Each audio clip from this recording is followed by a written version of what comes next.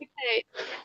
So we are live, and welcome to the High Priestess channel with Order of Magnitude tonight. I hope everyone's had a great week so far. Well, we hope so, because it's the weekend now. All right, so let me just go in and have a look who may be in at the moment. Oh. I have no access to the chat room today. Yeah, it's actually, there's no one in at the moment. It's a quiet night. It's a quiet night. But that's okay, because you can only stay on for an hour and a half, and I'm gonna, you know, turn in early tonight. I'm gonna stay on for 2 hours because it just gets a bit too much. Okay, so I thought our topic we could discuss would be how we deal with death. And the reason I thought that would be a good topic is because lately many of the people that I've been reading for have been finding it pretty difficult dealing with the loss of loved ones and so on. And sometimes they're a little upset because they expect them to automatically be there at a reading. And that's not how it works. And this is why I will never solely just do mediumship, because you can't make that guarantee. You just can't. So I don't know how anyone could, you know, charge a person solely for mediumship when there's no real guarantee that their loved one's going to be there. Yeah. So, but dealing with death, we all have our different ways, and I think different cultures have got the answer. You know, like those ones that they actually do a lot to deal with the body. You know, once it's passed, they have that time alone with it to grieve and to understand and come to terms with the fact that they are no longer physically here. They might be a body, but they're not living body, if that makes sense. So when I was talking to one of the ladies, you know, I sensed that she wanted to hear from someone, but I wasn't hearing anybody. And I said, look, I can't tell you someone's here for you, because I really am not getting anyone coming through for you. And I was being honest, you know, to hear from a woman. And she said, yes, I do. I want to hear from my mother. I said, but doesn't mean she's here. No. You know, so was that she asked me with this, how do I deal with death? Is there an easy way? Way. You've got 7 stages of grief, haven't you? Grief is the thing you're talking about. Oh, yeah. Is that what you like? Yeah. And I think for a person, because she said she never knew her dad, you know, and her mother never married. So technically all she had was her mother, and she cared for her up until her dying day. And then she's trying to find her life again, if you want to put it that way. You know, like suddenly she's alone.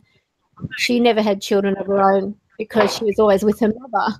So her life was put on hold, you know, which is sad, because you can't imagine.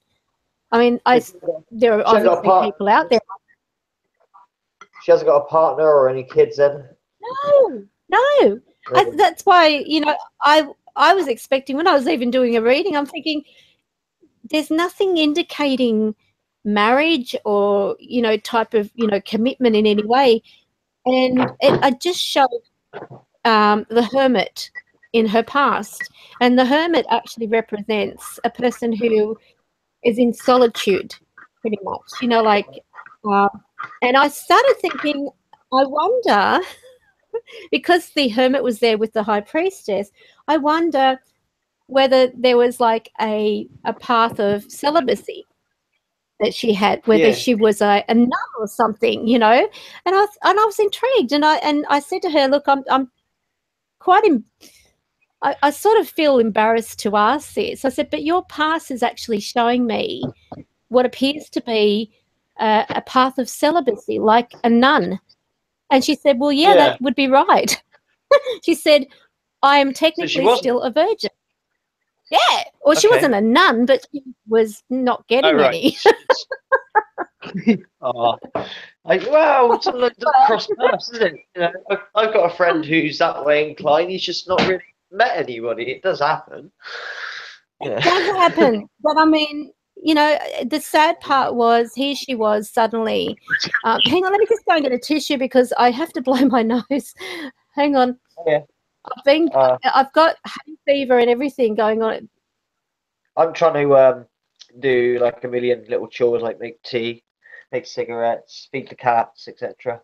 I can't see the chat room. Actually, have we actually even got anybody in? I don't know. Do. Yes, dealing with death, eh?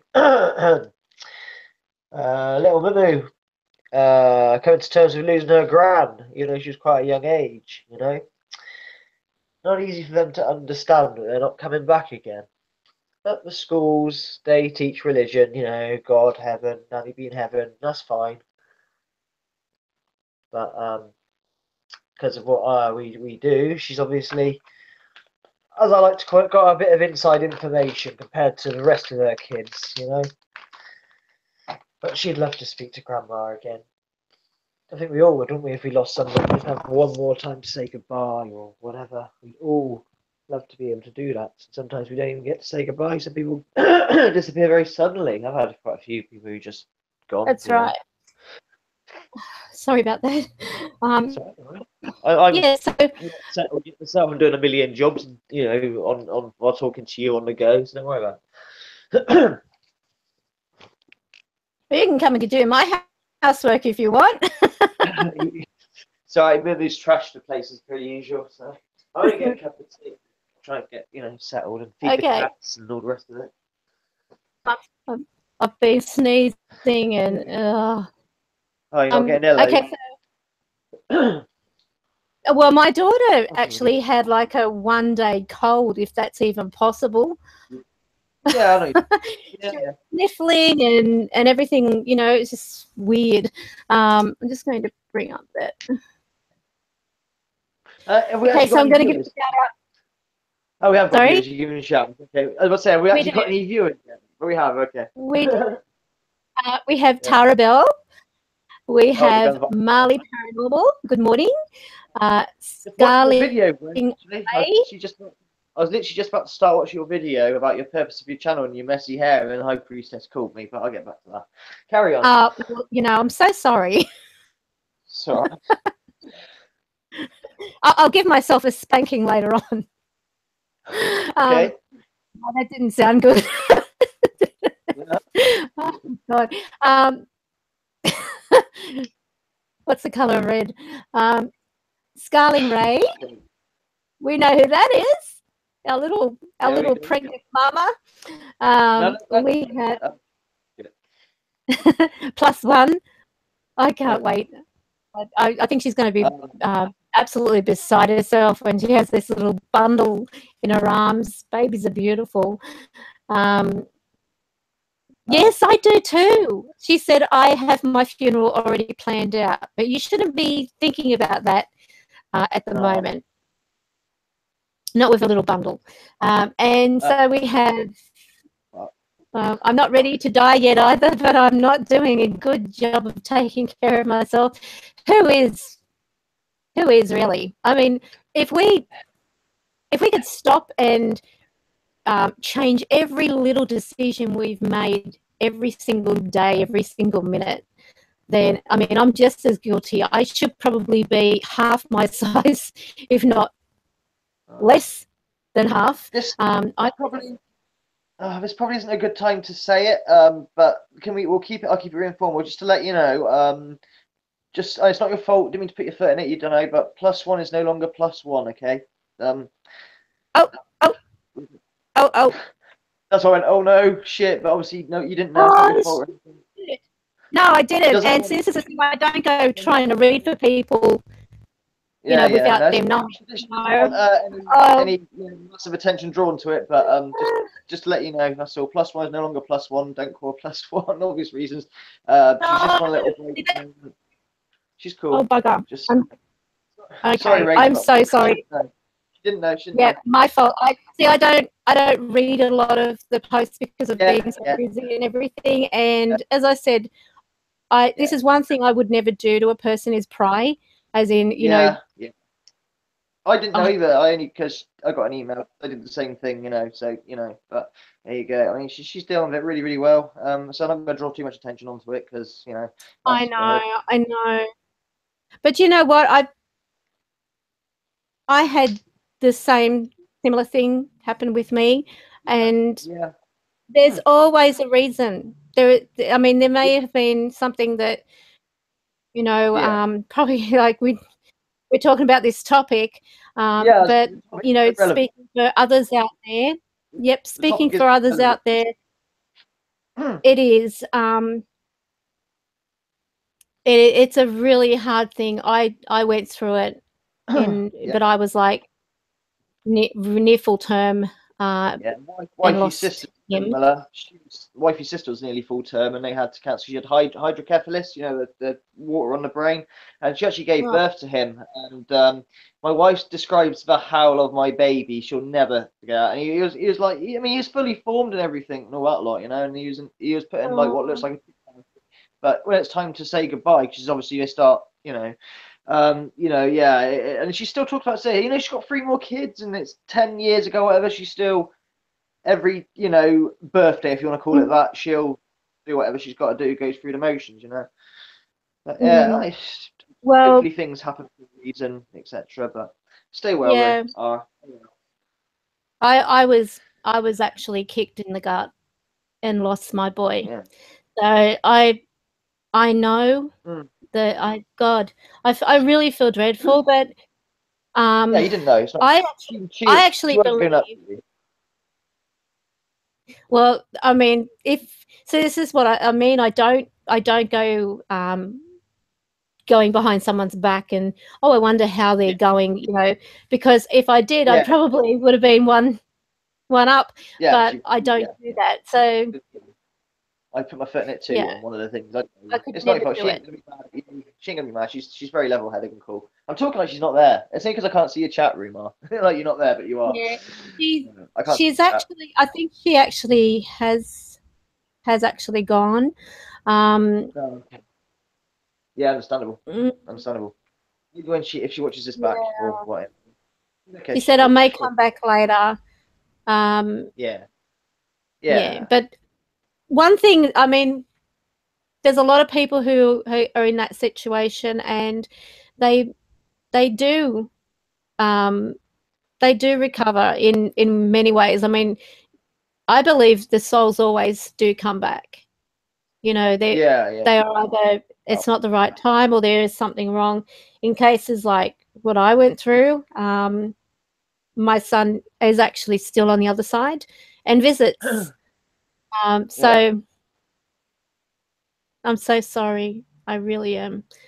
But it is absolutely, Tara. It's a heartbreaking thing.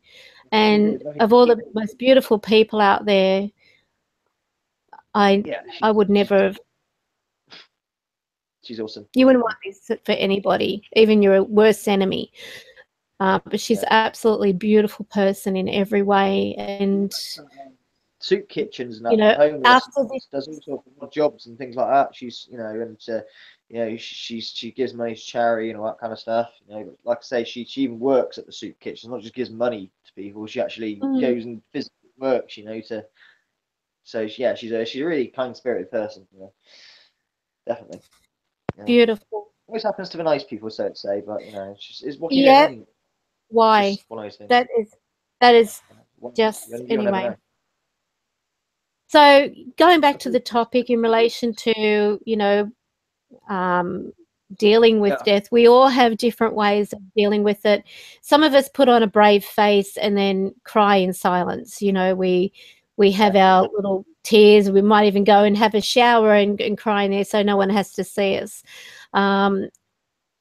Dealing with this, you know, and I actually did ask the lady permission anyway. So just to make it official, I did say to her, look, you know, I think there may be others out there in similar circumstances to you who committed their entire life to somebody close, and then, you know, to lose them. I said, would you mind if I were to make this a topic? She said, I would absolutely love it. She said, I probably won't talk in chat, but I will be listening. So that's one good thing in the fact that maybe in some way by speaking about it, it can, you know, be a part of a healing process. As I explained, you know, with her, I actually got this feeling like she was pretty much a nun. And she said, well, I am technically, because I committed my life to my mother. Her mother, apparently, when she was growing up, developed Alzheimer's quite early. And so that's a long time. Yeah, her mother was, she said her mother was about 30 when she had her. And she said there were times where she would forget to pick her up from school. And they were having, like, you know, Department of Community Services and everything else come out and talk to her. And she said, I just forgot. And then, you know, she went through this stage that she just thought it was because she was exhausted, you know, being a single parent. Her mother, you know, like admitted to at one point, and she said I could talk about it. Her mother admitted to taking drugs, just to cope with things, because she had depression. And so, but she was otherwise a very smart lady, you know, from what she had said. She actually worked at a lab and, you know, was working with a lot of, you know, medicinal things and stuff like that, and trying to find, you know, like as part of a team, trying to sort of like find different types of discovery. She said, I wonder if she ever tried to, you know, find something to do like with curing Alzheimer's. Anyway, as it turned out, they finally diagnosed her as having a mild Alzheimer's, but they said that it would progress, that it would get worse. So, of course, this is why she pretty put her whole life on hold, dating, didn't want to put her in a home. She said she was my mother, and she said, and if I could look after her, I would. She said, so that's what I did. For person, you know, like she was the only daughter, so there was no one to sort of, you know, give her a break either. They had a bit of respite from what she said, you know, like they'd have like a respite care. She said, but even then I felt guilty. She said, I did try. Yeah, she said, I did try to date at one point, but my mind wasn't even on the date. It was on my mother. And I thought, wow, you know, that is dedication. Now, this poor lady is now trying to mend her life. You know, she's in her late 40s. Has she left it too late? Yeah. I mean, they say life begins at 40, don't they? So who knows? But it feels like she left it a little bit late, maybe. You know.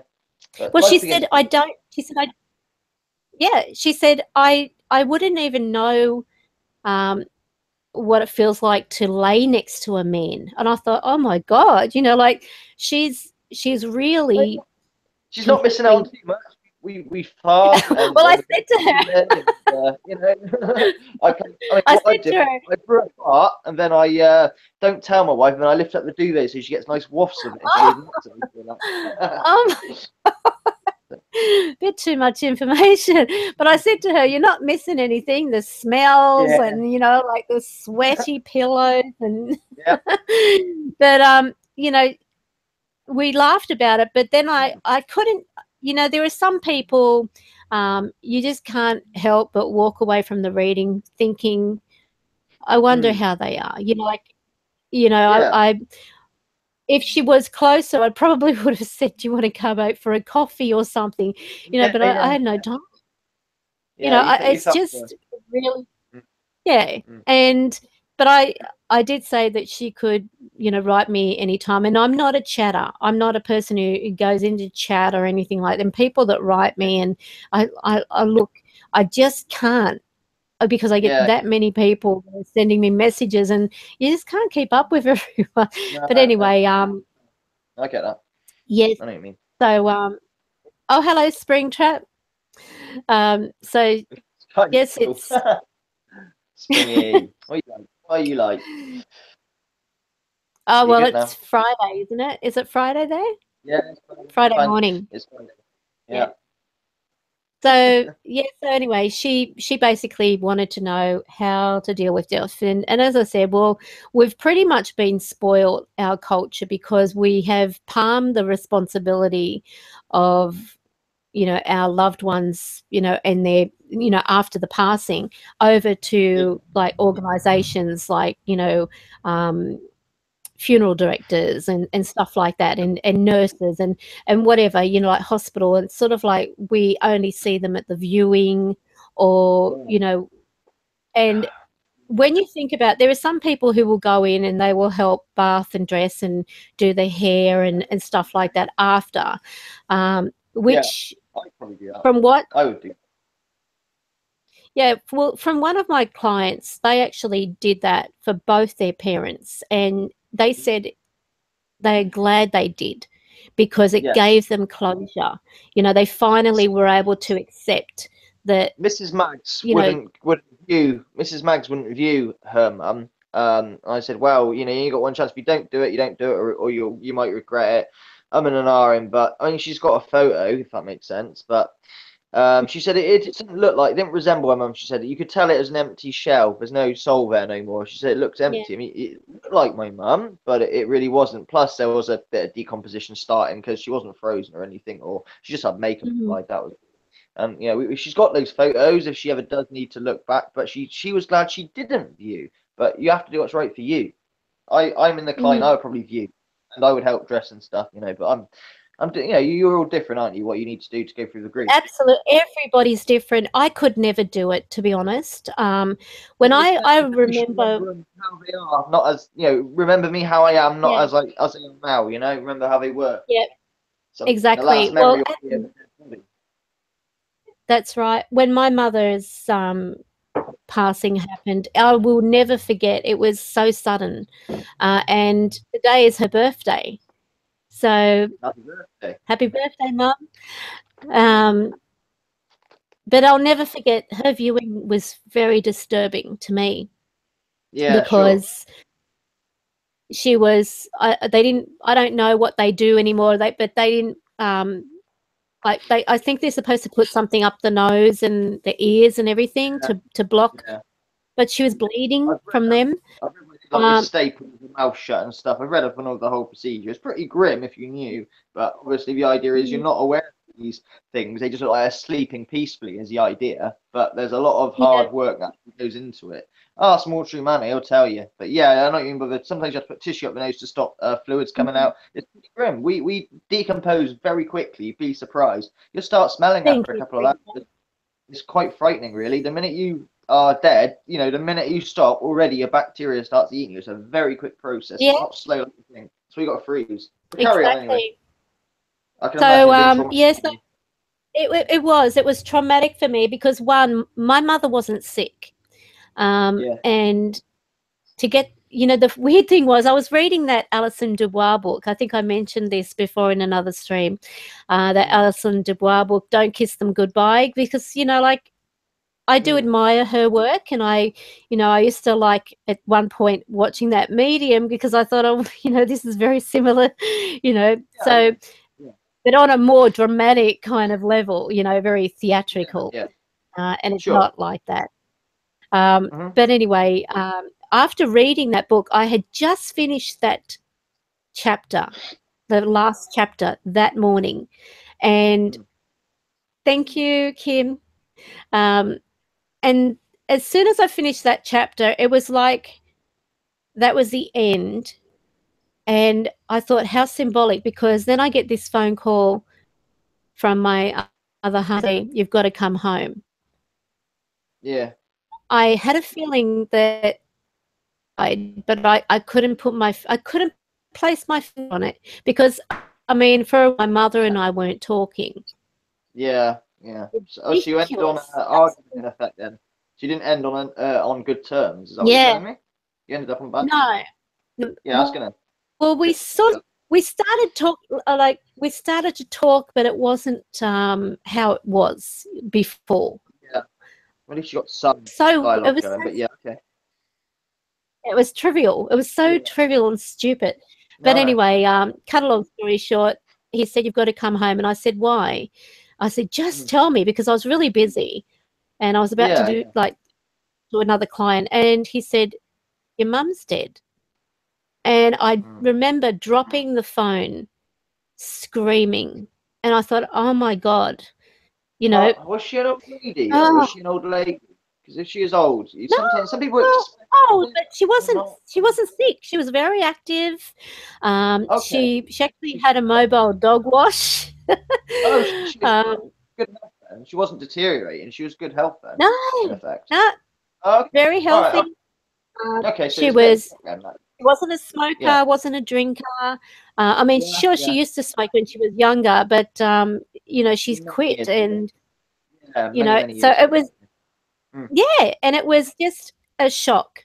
I mean, of all the people, she was the last one. You know, and Mum used to make a joke: "I will never die, and if I do, I'm going to haunt you." I'll haunt you. She'd say, "I'll haunt you," and I thought, "Oh God, not another one." But yeah.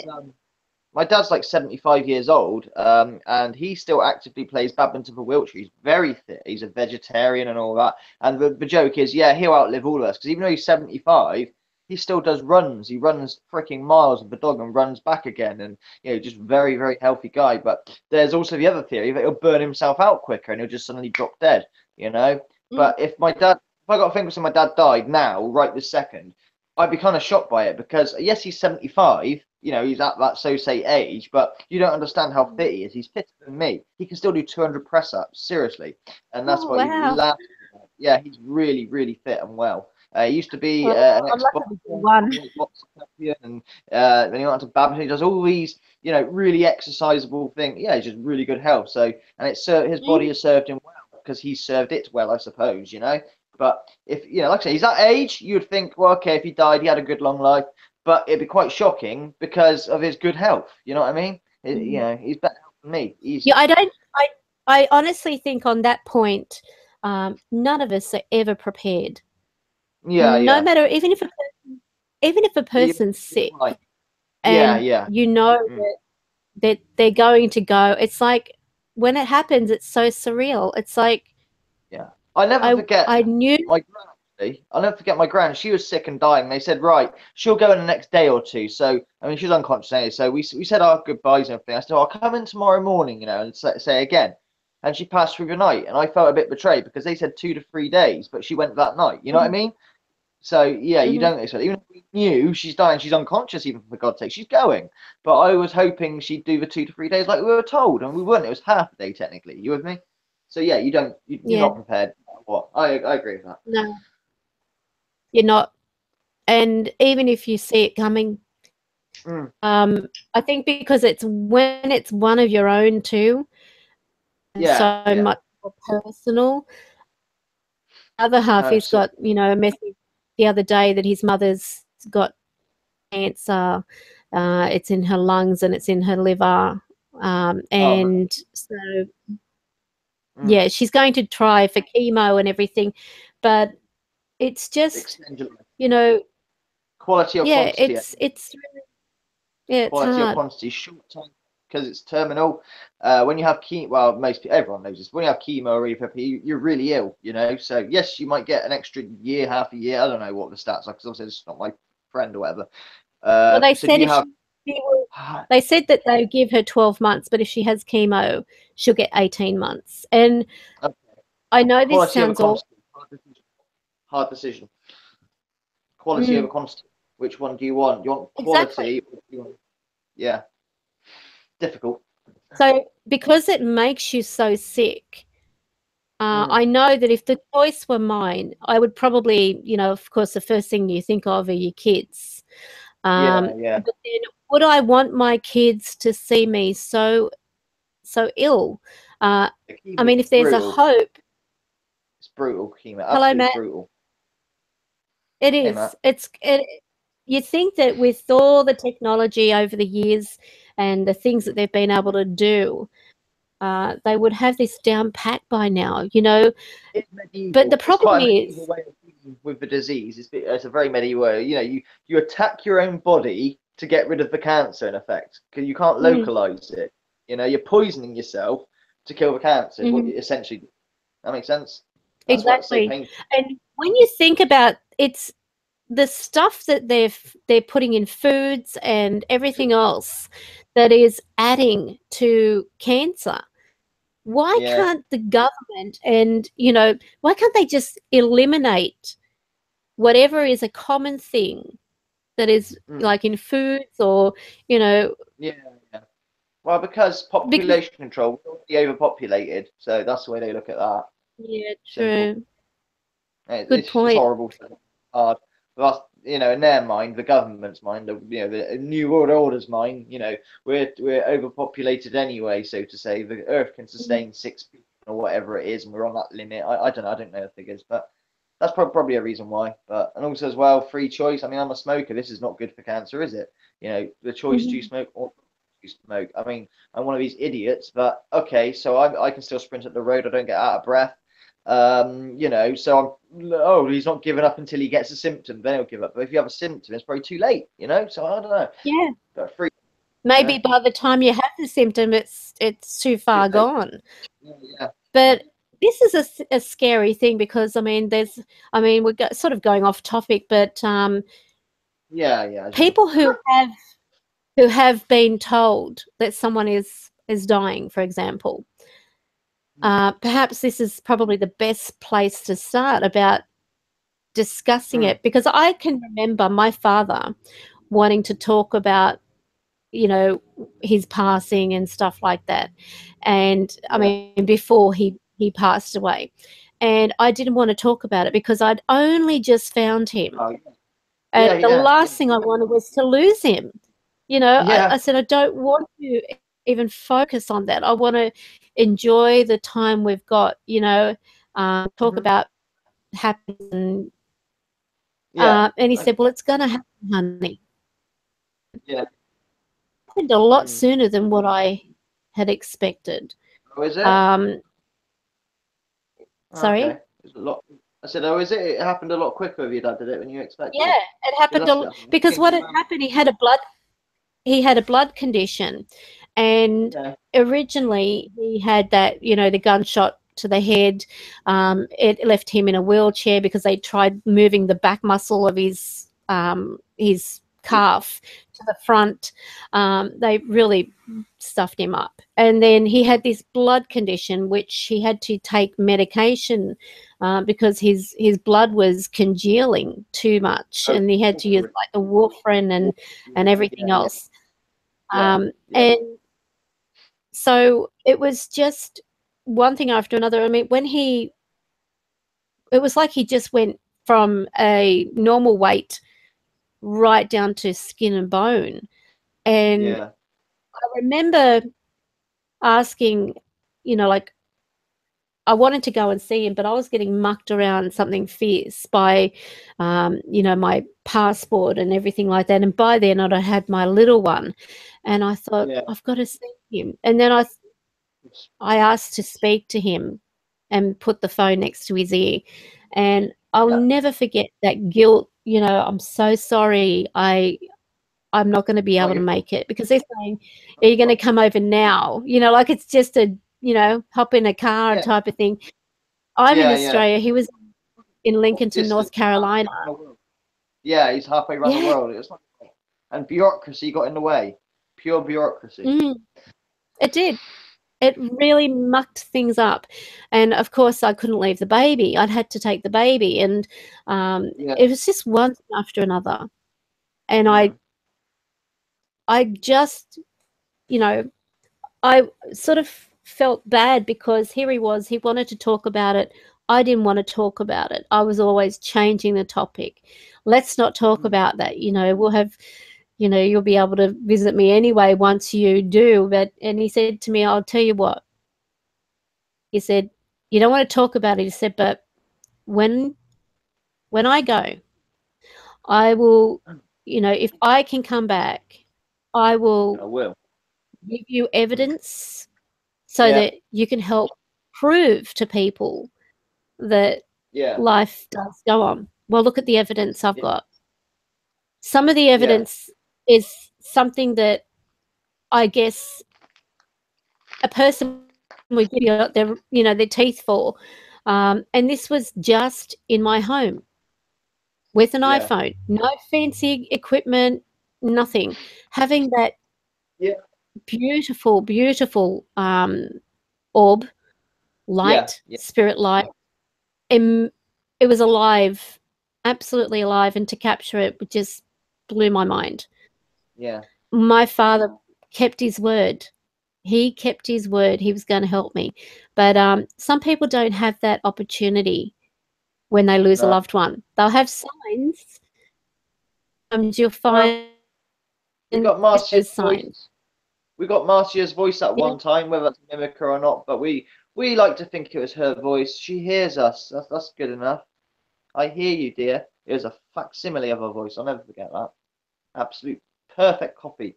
More gravy and potatoes, dear. I was expecting to hear at the end of it. Yeah. But yeah. Well, it is amazing. Like the amount of people, and this is what's sad, is that sometimes because people are so eager to hear or get a message from their loved one, they don't know how it's going to come. They miss the signs. They may miss the signs. I'll never forget my grandmother's funeral.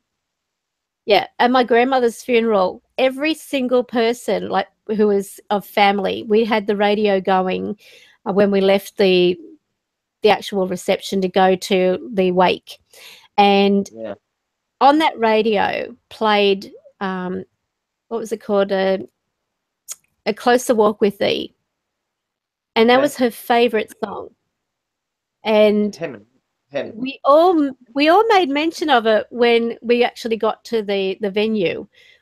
They're like, did you what was on the radio was A Closer Walk with Thee, and they said, no kidding, you heard it too? And it was so weird because the disc jockey, after he played it, he said, oh, that wasn't meant to be there. And that was really bizarre, but I thought, oh, here she wanted her song played. She knew that everyone loved it. Then she used to actually love the wattle flower. That was her favorite flower. And so one day we're driving along, going to a wedding of my cousin. And as we were driving, I had this thought of my grandmother. And then up ahead, when we went past the there's like a little mountain thing, we get around the corner of this mountain, all along the middle of the highway in the grassy patch are these wattle trees in full bloom all along the rest of, and it was so weird because here I am thinking of my grandmother and then seeing her favorite flower, the wattle, all along the middle of the highway. And I thought she was letting me know, in that way, she was letting me know she was with us and, look up ahead, there's my favorite flower. And it was incredible. So little signs can be all around you, and that could help deal with a loss, to deal with, a way of a person's passing. Don't they? Sometimes people smell their ex-lover's perfume or whatever, or that kind of thing. Yep, that's right. Hello, Janice. If there was a cure for everything, the Hunger Games would probably become reality. Yeah. So So anyway, going back to how do we deal with it? There are some cultures, as I mentioned, that they will even keep the body in the home. Dress it, bathe it, do things for it, treat it as though it was still a part of the living. And this is in some cultures. I could not personally imagine doing that. They'll decompose quite It's quite good. After the third day, you're really going to have a lot of smells. But yeah, I am aware of that cultural thing. People do it, you know. But, yeah, and they put them in bed. They bring them food. They dress them. Yeah. And you know, you just Try and carry on like. I mean, but that kudos to them.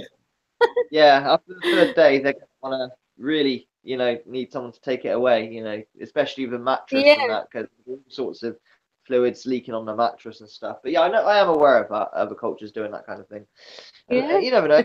Maybe they embalm them first and then bring them back. I don't know. You know, straight up died and left to be in the house for a few days is interesting as well. Say that, but you know, whatever helps. Yeah, I know. I just couldn't imagine doing it. But then again, if this is something that you're brought up with, it would be very, you know, something you're accustomed to.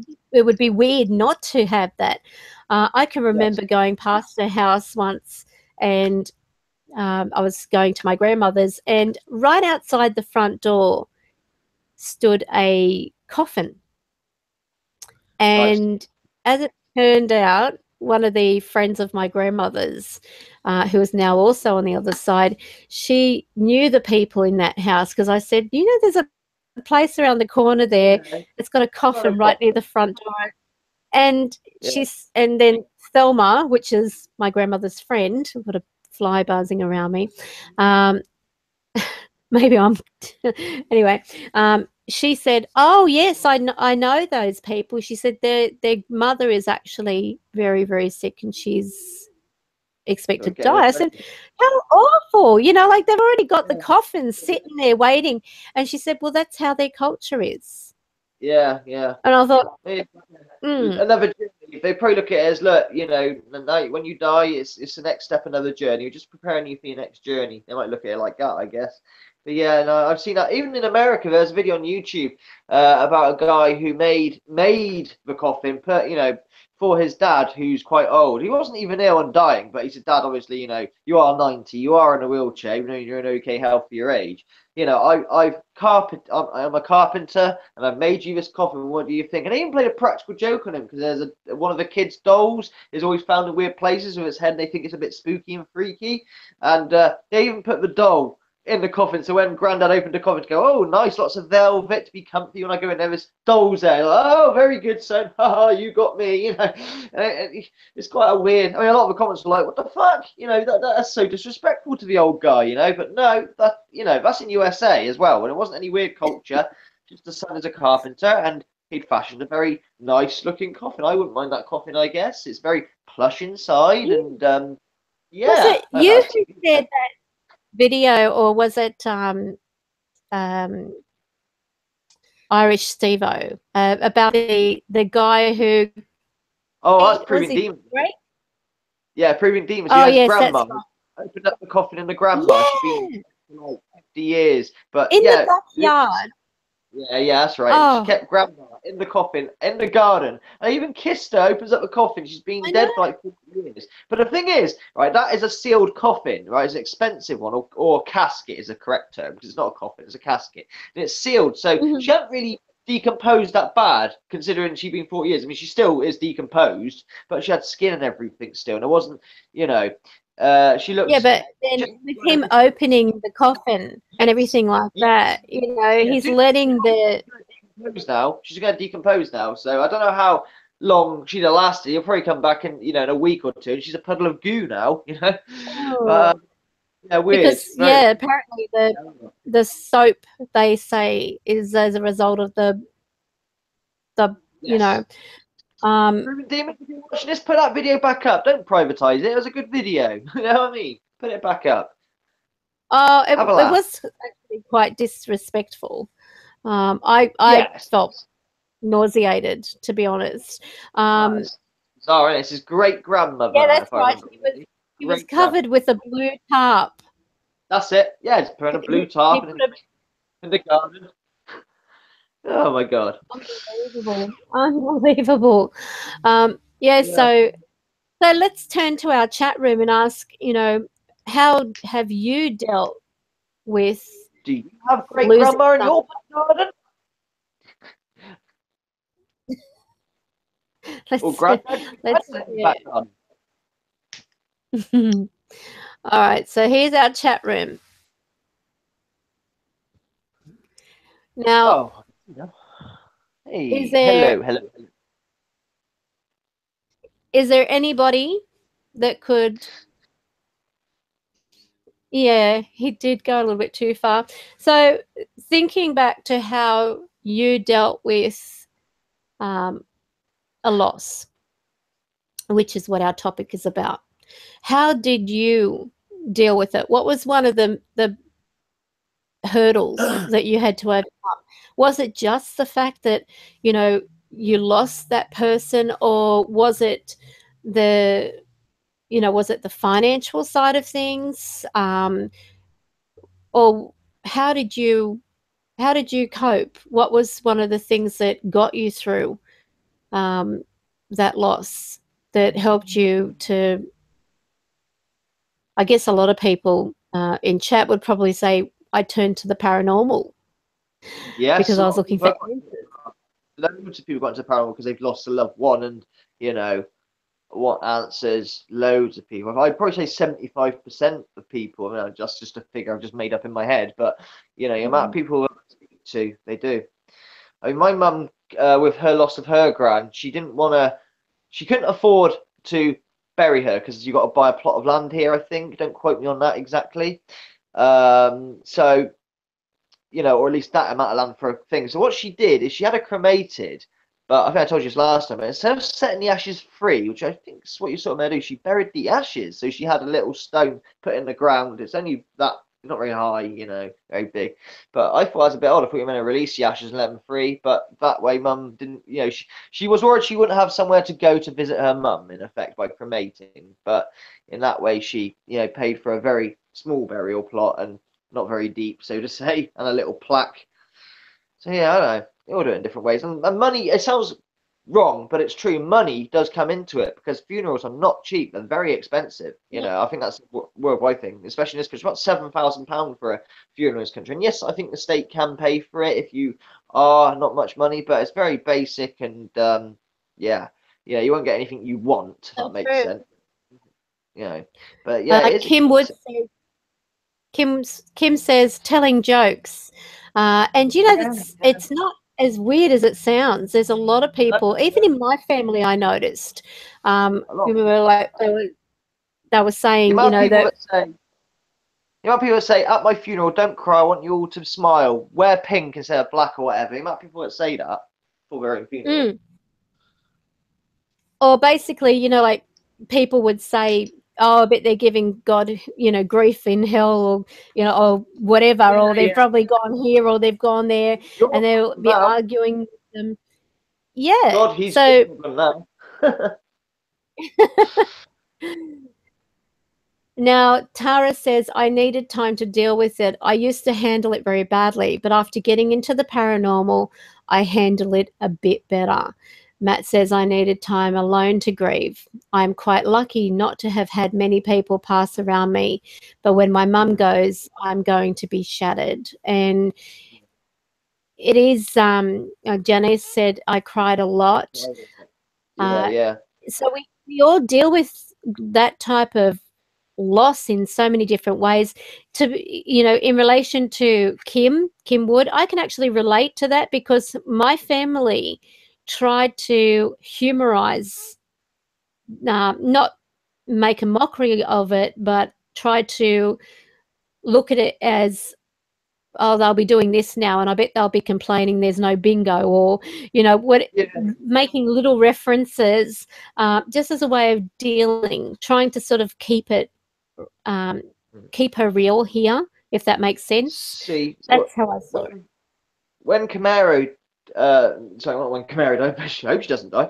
When her gran dies and my wife's mum died, you know, Camaro found it hard, obviously, because she was like 3 at the time. And, you know, trying to explain death to a 3-year-old is not easy. But with the paranormal and stuff we do, you know, and whatever. Oh, by the way, just let you know, those that were genuinely concerned for my daughter doing a spirit box session, thank you. I love the fact you're genuinely concerned, but those who just wanted to pile on a bandwagon, sod off. But she hasn't asked to do a session since. The itch has been cured. You know what I mean? She's, you know, no bartering. But what I'm trying to go back to the topic in hand about her and her gran dying. She's a lot more relaxed and, you know, knows that it seems to be we carry on after rather than I'm never going to see her again. She's in a better place, you know, but you know, but a lot of kids obviously parents don't talk to the kids about death because it's a frightening concept, you know, and awkward. And really missed her gran big time, you know. So I think me being involved with the paranormal has helped that process quite a lot. She still asks after her to this day. But yeah, you know, that's why we let her use the box, because she pestered under supervision. This is probably another good topic is, you know, how did you break the news to a child? Yes. Because there are so many people who they say, oh, they've gone away, or, you know, but why? They're not coming back. Is it my fault that they've gone away, Dad? You know, is that my? There are ones that absolutely they do go into, did I do something?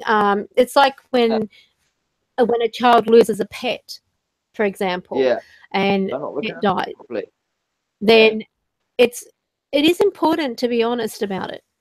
You know, I feel as though, you know, don't I wouldn't dream of showing, you know, even though Marcia, you know, her gran was presentable, she did look like she was sleeping, but I still wouldn't show my daughter the body, if that makes sense. So, you know, there's a sort of line, isn't there? You've got to sort of remember them as they were. I mean, my child has no fear of the afterlife or anything, whereas a lot of other kids will be afraid of, you know, that kind of thing, spirits and ghosts and stuff, you know. So it's tricky. I don't want to create fear around this at all, because it is something we all have to do. We all will die eventually. What's the point in creating so much fear about it, you know? And that's a thing too. I mean, as I said, with my father, he wanted to talk about it. I didn't. And now I think I should have talked with him about it, because maybe this was his way of coming to terms with the inevitable. And yet I prevented that in some way. But he's a peace now. He's happy. He visits me quite regularly, and it's really important. I mean, just there are so many people who do withhold their information from the kids, whether it's I mean, like, I can understand a parent not wanting to have their child crying or upset, but it's important to discuss it, because sometimes through the mouths of babes we can actually see things very differently. You know, I remember a client of mine who has, you know, she's got a little boy, or he's probably a grown man by now, but at the time she had lost the brother of this little boy. For whatever reason, I can't remember. There was something wrong with him or whatever. But they didn't withhold the information. They sat him down and they were talking about what was coming.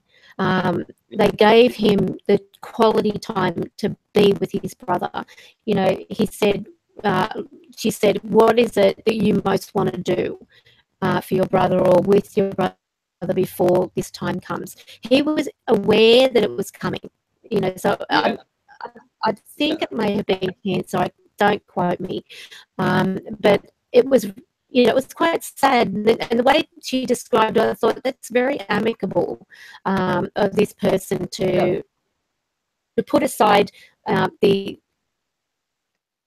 disguising of it, you know, and see it as the real situation. It was up to the boy if he wanted to attend. They weren't going to force him, but he said, I want to see that my brother is comfortable. And that was his word. I want to see that he's comfortable, and that make sure that they've got his toys with him, you know, because he took a few toys and his favorite book, and he said, can I put his favorite book with him, because he needs something to read. See how children can look at something through innocent eyes and see something beautiful out of it, though. Like, in his mind, even though he was aware consciously that his brother was no longer, he was accepting to the afterlife. And when you think in Egyptian times and Greek times and Chinese, they actually did put things with the deceased. I guess this is part of a tradition where, you know, when you go to cemeteries and you see teddy bears or you see toys and stuff like that around the grave, it's still very much a symbolic way of appeasing, if you will, the transition to the new world.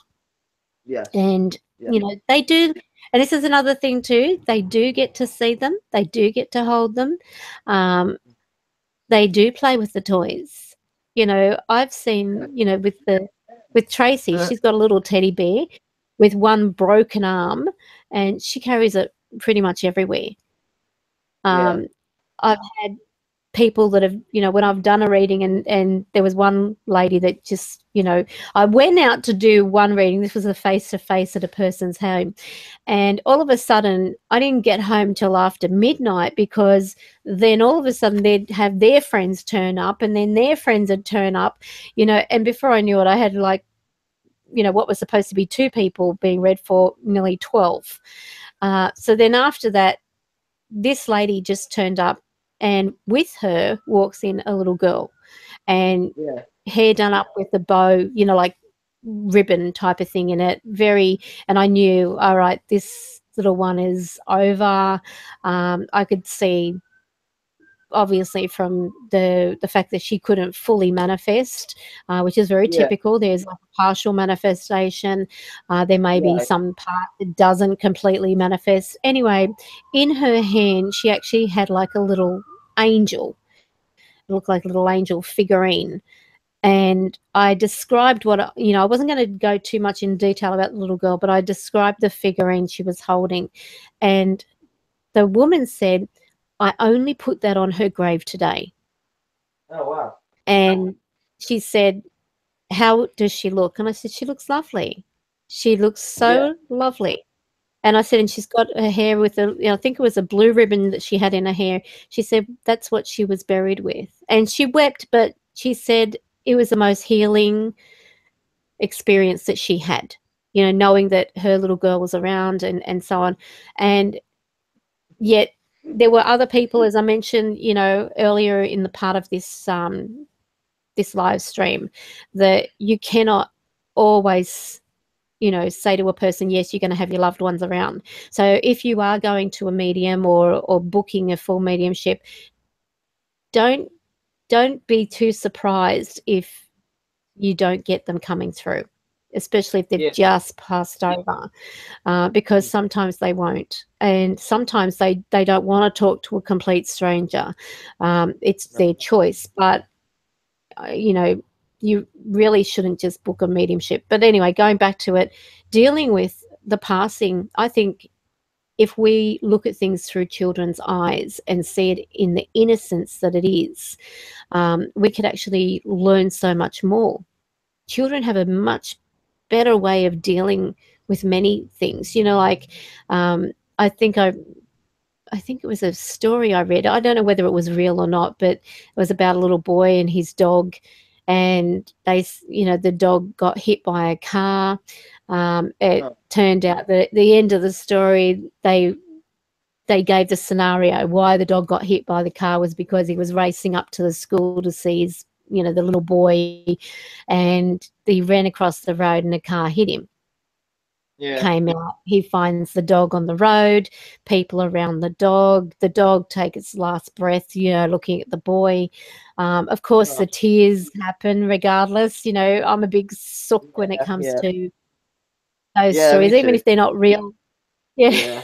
It's you can relate. I think we can all relate, but it really is important to. I mean, this little boy's attitude was that at least I know that he got to see me, or he's now playing with other dogs, and that's why he probably ran across the road, because he saw another dog that he wanted to go and play with. And little innocent phrases that children come out with that help them deal with things that we otherwise see the morbid side of it, that they're never going to come back physically. They're all, you can't just go around there and sit down and have a coffee with them when you please. Everything has changed.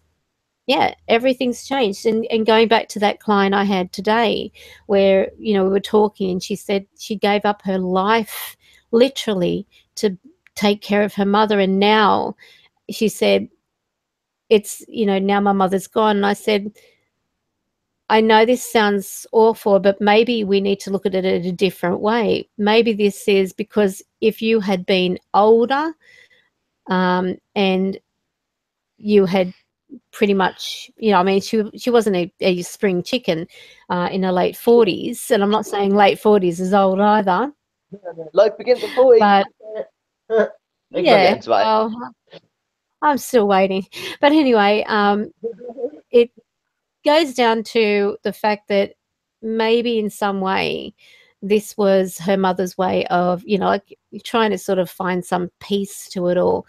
It may have been her mother's way of saying, look, you've given up enough. And before it's too late that you can't, find anyone, I'm going to let go. And dealing or looking at it from that perspective, she said, well, she probably didn't, but it's a nice thought to think that she did that for me before it's way too late. She said, but I don't know how to talk with men. I don't know how to meet a person. And so we were discussing things like, joining a group, or, going out to a club or a social event, something where there are other people in this. And she said, oh, I'm not too sure about, I said, well, why don't you just enjoy your life? Why don't you just go on a holiday, get away, do something that you've always wanted to do but couldn't? And she said, but I would have taken my mum with me. And I said, and who's to say she's not going to be there? That's the gift. Yeah, from the start, so, carrying on. Exactly. You've got different ways of dealing with things. Tara says, I would love to have validation, but doing something like a ghost box by myself, I heard, is not a good idea. Well, let me just say this. It depends on your attitude. People say, you shouldn't do a ghost box, and you shouldn't do the Ouija board and stuff like that. The Ouija board and the ghost box are really pretty much the same thing. The only difference is one is talking, and the other one's a talking board. So technically they're the same thing. If you've got the intent of something bad coming through, you'll get something bad. If you're scared of doing it, then don't do it. It's simple. There's no one holding anything, to your head saying you've got to do it. But some people find that, a spirit box is a way of restoring some harmony or peace in their life. The problem is, though, it's those that have either a mental problem, and let's be realistic. There are some people who obsess over it, like that guy who used to have it on 24/7. He would go to the shop, he'd have the thing going, and it can drive you mad. It can really start messing with you badly, because if spirits do actually see that a person is inviting them, they will they will play with you. They'll sometimes play mind games. Sometimes you might not have anyone there, and that's why, you know, you should never expect a loved one to just be in a reading, because it could be someone who is, you know, an arsehole spirit, if you want to put it that way. Oh, they want to hear from their mum. I'll pretend to be their mum, and I'll feed them all this crap, you know, like I'm angry at you for not looking after me, or things like that, you know, like nasty things, because they want a reaction. So, you know, don't do it if you've got like that guarded feeling, because maybe in some way that's your cue from your loved one saying, we don't need to do that. When we want to communicate with you, it's going to be unique. It may not be any need for that. You might actually find yourself one day just suddenly thinking, I think I just saw my mother, or I think I just saw my father. And it could be a fleeting second that goes by, and you'll see them, but then they are gone, and you think it's your imagination, or you might have a dream. I was watching Jamie. I can't remember her full name, but she was back in 2014. She said she had a dream of her father. He'd been deceased for 20 years. And in the dream, she was with her friends, and then they turned and they said, oh, look. And she turned around and she could see this man walking towards her. And she said, it was my father.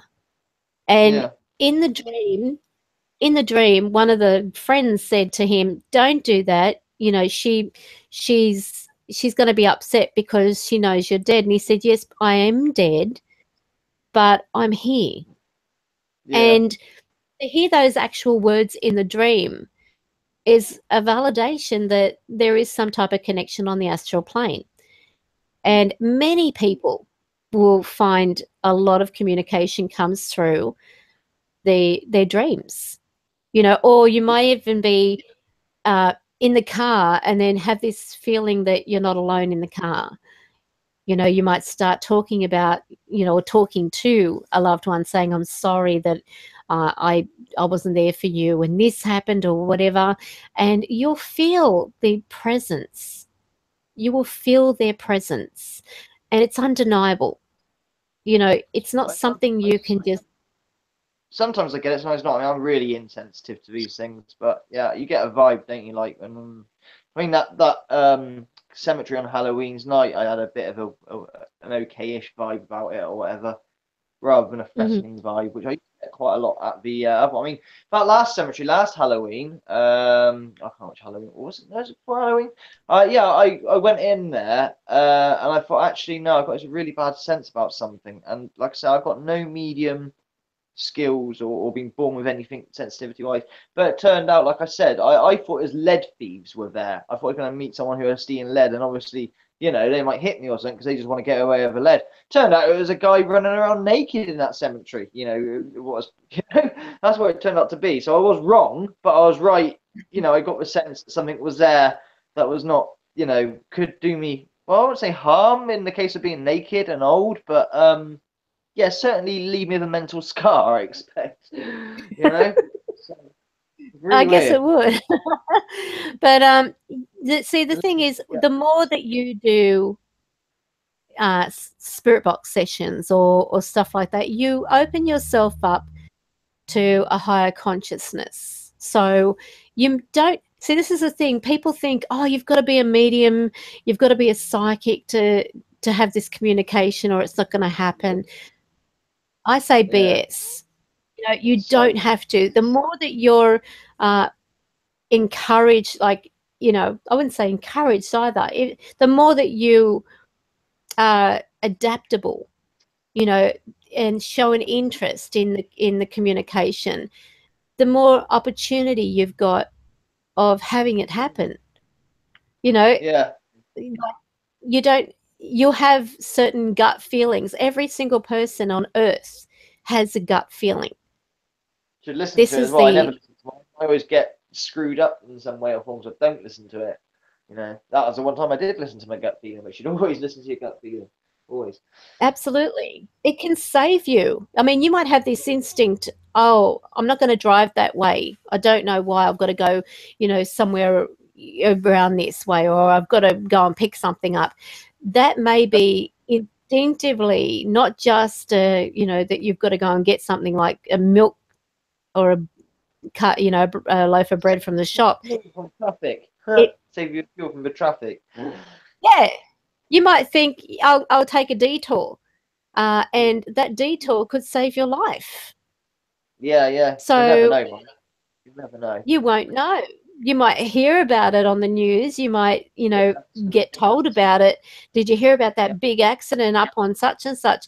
And you could say, well, I was actually heading up that way. Yeah, and I changed my mind. Little do you know, you might have been in it. But something just clicked in my kitchen. I've not heard that before. Hang on. Just make sure it's not the other cat or anything. Hello? There's anything here? Can you click again?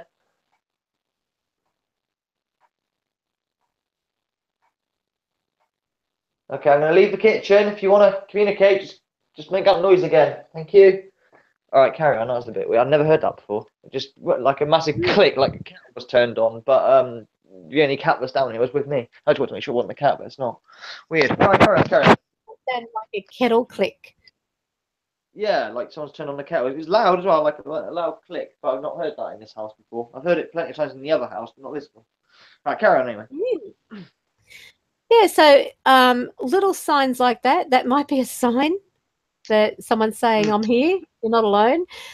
Listen to this, listen to your gut instinct. Matt says, I find there is a lot of Christian-based stigma that is associated with spirit contact, which turns people off from doing it. That said, if you feel comfortable, follow your gut instinct. Yeah. They said well, yeah. Any of it. Like, so many people say, oh, it's satanic. You're Satanist or it's the occult. Yeah. I mean, when I was growing up, coming from a religious family, oh boy, it was taboo to talk about it. You don't talk about this. Don't talk about it. You've already heard all that before, but that is so true that it's automatically assumed. Like with my mother, she blamed herself because she did a Ouija board when she was pregnant with me. And she said, it's my fault that you've got this. It's my fault you see these things. She was interested, but she didn't want to encourage it, Yeah. So I didn't have that kind of support. It was always, don't talk about it. Be quiet. Don't make a sound. Yeah. Flying. Yeah. So, my mum had a gut feeling my father was cheating, and so did the Ouija, and it confirmed it and who the woman was. Yes, it certainly can. But see, don't forget also, the only difference that I would say between a Ouija board and a spirit box is a Ouija board can be influenced by the user, whereas a spirit box is more independent of the user. You can't, like with the fact that you've got your hand on the planchette with a spirit box, a Ouija board, means that you subconsciously can be controlling that planchette. So you're connecting basically on your own gut instincts through that. But with a spirit box, you can't manipulate the spirit box. You might say, give me a yes or no question, and then you will get this, either a yes or a no, but you don't know what's going to come out of it. So spirit, if they want to communicate certain things. I had a situation tonight, staff at the very last minute before they were leaving saying, could you just ask spirit if they can tell you where this woman's cat has gone? And I thought, oh, so I'm going to play you. Let me see if I can bring it up. This was... I'll put this over. So you can probably hear it. I don't know whether you can. I've got about 15 minutes left, okay? And I've got to go then. So all right. Spirit, we have a wanting to find her cat, and I'm not going to question it. I'm going to trust that this is real. Can you tell me where the cat is, please? Huh? The cat what? Oh, the cat. Cat has what? Cat has. Nerve. I couldn't catch it. Spirit. Okay, well, I hope they're not, but I think they said testing spirit. If you can tell me. Okay. The cat is. Yeah, let me just amplify that. Yeah. Make it a little bit easier. So she's in Melbourne. So definitely help. She's in Melbourne. Oh, Melbourne. She's in Melbourne. Yeah. I get it. It's definitely help, but yeah, definitely Melbourne. Okay, that's more in context, isn't it? Yeah. But these are direct replies. So because I didn't have time, I was like in between rushing from one client to the next. So this is where I was like, okay, and this was what was coming through. So this was the spirit box, so you can hear it. Okay. I just thought it would help her. Does anybody have the cat?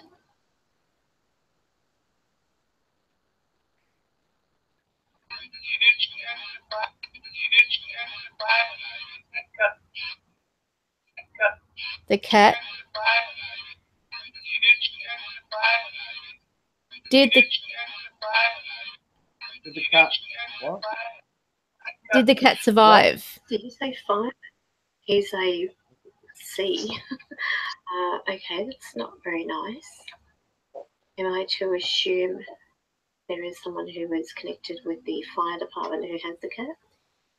That's right, because they were talking to me around that about something about a fireman. So I'm hearing two different things. So have a listen to this. Okay.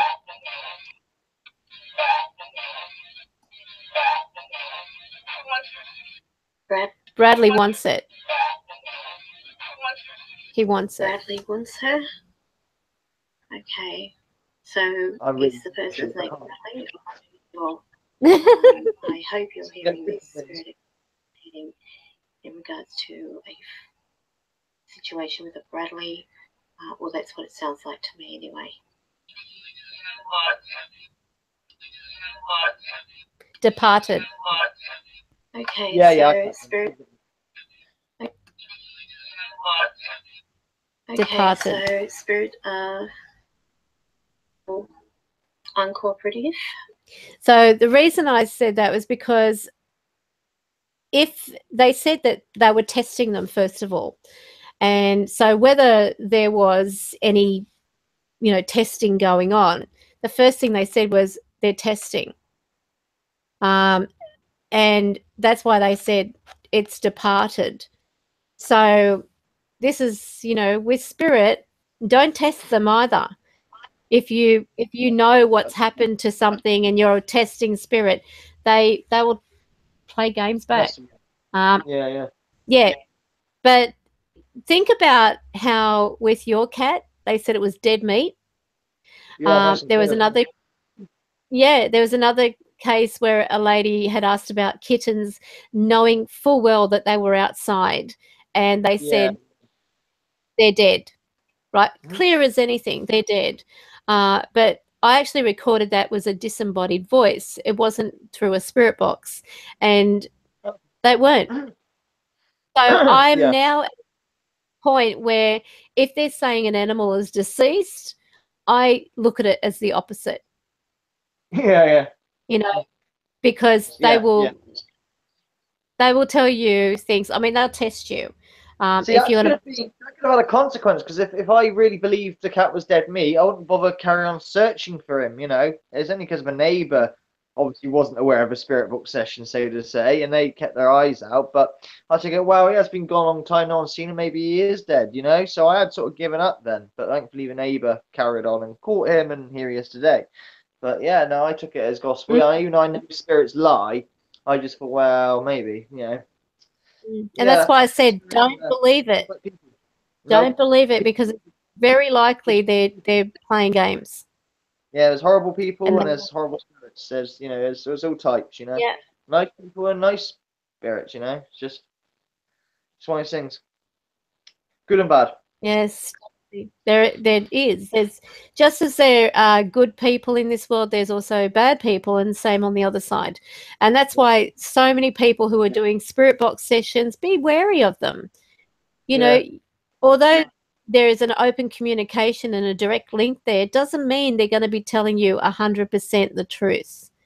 Oh God, no. You know, so then that, I feel, is a good example. Look how direct the responses are. You know, referring to the cat, you know, and that Bradley wants the Bradley wants her type of thing. And so I don't know what became of that. I just basically sent the order through, and I assume they've passed it on. But, you know, apart from that, I just wouldn't trust them now in relation to animals. Because the last thing you want is to have news of, you know, well, they're dead, and only to discover they're not. You know, and you think you've probably grieved and you've probably been upset and everything worked up, you know, those emotions, and they're not. Yeah. So that's where, you know, there is a big difference between the Ouija board and the spirit box. Absolutely. They're the same sort of thing, but you've got more control over the Ouija board and what comes through. So your mother, Springtrap, may had actually been connecting with her higher self in some way, you know, especially if she had control of the planchette on her own. So, you know, you can actually have anything. You know, I had a case where a friend and I used a Ouija board just to make, you know, a custom made one with paper and a glass. You know, that's how custom made it was. We used to talk to Charlie, same way. Yeah, we used to talk to Charlie like that. Yeah. Just well, they told her that in the third box in the spare room, she would find her baby book for her son, who was like, you know, it's like a medical book with all their inoculations, and there were boxes in this spare room. So we're thinking, okay, 1, 2, 3, that's the third box. But it was actually the third box we looked in. She's put a hand down the side and pulls out this book. Now, there's no way I would have known it was there, because she said, are you pushing it? I said, no, I'm not pushing it. And it was actually working in a way that was helping us find things and locate things.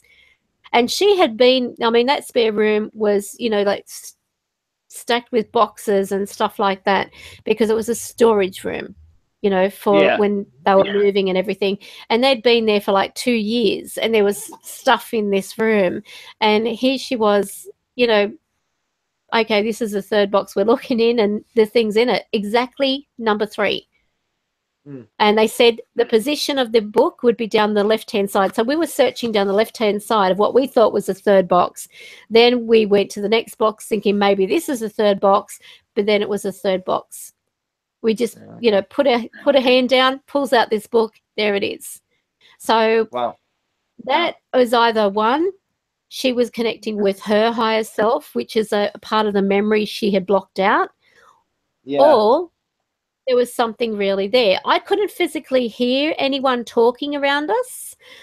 So either it was coming through another world, you know, communicating, or it was her. But, you know, whatever it was, she was locating things, bang, bang, bang, one after the other. The contact was incredible. You could actually feel like, you know, there was that energy on it. But then at the time I was very wary of this, you know, the Ouija. You know, I had heard, and I thought, well, if we've both got our finger on it, you know, it could be her pushing it. And then she was saying, are you pushing that? I said, no. So just know that that's the difference. A spirit box, you can't manipulate it. You can't make certain words come out that aren't there, you know. But unless you know your audio and edit your video. And layer it. Yep. Jump cut in real time. No, you cannot. Real time for your own personal use. No, you can't do that. You're right. Yeah. True. Anyway, I have to. So Unfortunately, you've got to go in a few minutes. Yeah. So just to wrap it up, if there's a topic you want to discuss next week, then just pop your little note down once the live stream is finished and everything like that, and it opens up the window for posts and comments and everything. Because I think it takes about an hour, is it? Maybe half an hour. So when you are watching this, after about half an hour, check to see that the actual comments window is below the video, and leave a suggestion for next week's topic. We're always open to suggestions. I felt this was a good topic to talk about because of the fact that the lady that I'd spoken with today asked particularly, how do you deal with death? And I think everyone has their own personal journey, but if you can understand that, you may physically die, but your spirit doesn't. And I think that's been a great thing about sharing the spirit lights that, are on my channel, showing the movement. And if you freeze frame the certain areas of that light, you can actually see the figures. It's sort of like it's a multitude of different spirits that are taking or hijacking, if you want, that energy. Because at one point I actually paused it and saw a female's head and torso with, without the bottom part. And then on another part, I actually saw a face. But this was like fully zoomed in with the iPhone. So have a look at it anyway. But thank you for today. No worries, Karen. Can't have a noise again in the kitchen. Hello? You might have to put a recorder out there. Yeah. I ain't got time. I got to get going now. I ain't got time. That's annoying. Let's go. It could be nothing. It could be, I don't know, the pipes creaking or something. But that's twice now. Weird. You haven't noticed. I've got an announcement to make. I'll put it on Patreon because it's concerning nice Patreon for this, so don't worry about that. But yeah, I got to go, unfortunately. All right. Weird. All right, take care, everyone. I'll see you next live stream tomorrow. Tomorrow's live stream will just be a real casual hangout. I'm probably going to play games for once, just for a laugh. So if you want to turn up, you can turn up. If there's enough demand to put a spirit box on, I will. I don't know. We'll just see how it goes. But I'm just going to chill out tomorrow. If you want to join me or not, it's all good. So I'll catch you later. All right. Well, thanks for joining me today. And thank you, everyone who have been a part of tonight's chat room. Also, just before I go, I'm going to give a quick shout out to my patrons: Shara Arts, Whispers from Heaven, Kimmy Blackshaw, Surfer Roses, Spring Trap, Janice Ellen Turbot, and The Sound of Snow. Thank you so much for subscribing. And just remember, like I say always, I don't post weekly except for I do these live streams, and it's spirit willing, I will share my evidence with you all. But don't expect it to be every single week. I just, I'm not going to promise every single week because of the fact I don't do vlogs. But Porter does vlogs. So if you want to have a look at if you want to have a look at his feel free to pop over and check him out and take it from there. But thank you so much once again. I hope next week's topic's going to be something else. Maybe we can talk about things to do with pets, or who knows. You guys choose. You choose a topic. We'll have a look. Yeah. So I reckon. Let's see what the people who leave comments have to say. But thank you, everyone. Have a great weekend, and remember, stay safe. Bye. Fellas, bye-bye.